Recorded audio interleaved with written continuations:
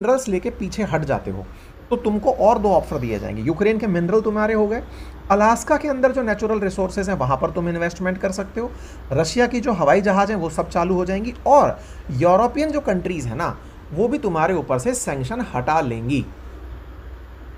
Sorry, इस तरह से तुम्हें ऑफर दिया जाएगा कि जो तुम्हारे पास में ईयू कंट्रीज हैं वो एंटी रशियन सैंक्शंस को तुम्हारे ऊपर से हटा लेंगी, इसकी चिंता मत करो।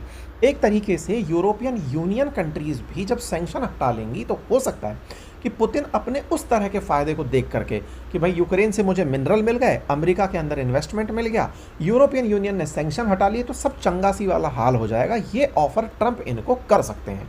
लेकिन फिर भी अगर ये नहीं माने तो ये धमकाने की भी बात करते हैं। ये कहते हैं कि या तो मान जाओ, नहीं तो बेटा फिर घातक परिणाम होंगे। और घातक परिणामों में क्या होगा साहब? तो भाई साहब इनसे सवाल पूछा गया कि क्या आपको लग रहा है कि पुतिन मान जाएंगे? तो ट्रंप कहते हैं ना, मुझे तो नहीं लगता वो मान जाएंगे।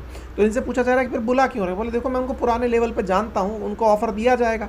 इस बीच में अलेक्जेंडर डुगिन, जिनको कहा जाता है कि वो ट्रंप के दिमाग है, वो सॉरी पुतिन के दिमाग कहे जाते हैं, वो कहते हैं कि देखो तुमको एक न्यूक्लियर पावर्ड कंट्री को ऐसे ट्रंप धमकाना नहीं चाहिए, तुम गलती कर रहे हो। ऐसे में जो ब्रिक्स कंट्रीज हैं उनकी तरफ से साहब लूला बाहर निकल कर आते हैं। ये पहले से ट्रंप से मतलब एकदम तने बैठे हैं। ये कहते हैं कि हमें प्रेसिडेंट को बताना चाहिए, प्रेसिडेंट बोले तो 47, ट्रंप 47 थे ना, बोले इनको बताना चाहिए कि देखो तुम्हारी इस तरह से दुनिया नहीं चलेगी।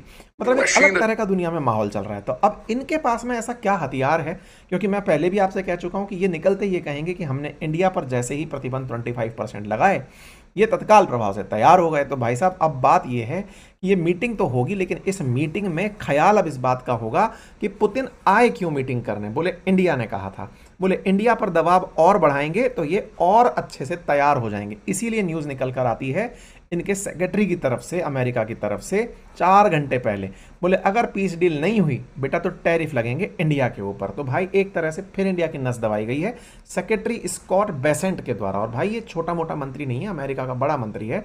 उन्होंने कहा है कि अगर कुछ नहीं हुआ तो भाई साहब इंडिया पर और सैंक्शन लगेंगे। यार मतलब ये अरे ढड़े और डोकरी के सिर पड़े वाली स्थिति हो रखी है। अब इंडिया को भी कुछ तो करना चाहिए। मतलब उस स्थिति ये है कि इंडिया को भी अब लूला की तरह ही मतलब बगावत कर देनी चाहिए। खैर जो भी है, इस बीच में अब इंडिया इस बात पर पूरी तरह ध्यान रख के बैठा है कि इन दोनों के बीच जो भी हो कम से कम इंडिया का सौदा ना हो। मतलब कुल मिलाकर इंडिया के दबाव पर या इंडिया को दबाकर ये समझौता ना हो।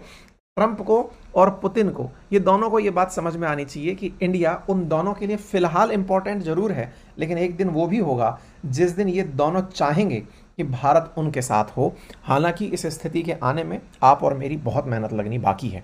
बाकी आप लोग इस विषय पर क्या सोचते हैं, अपनी राय कमेंट बॉक्स में जरूर रखें। चैनल पर नए हैं तो सब्सक्राइब कर लें। बाकी हम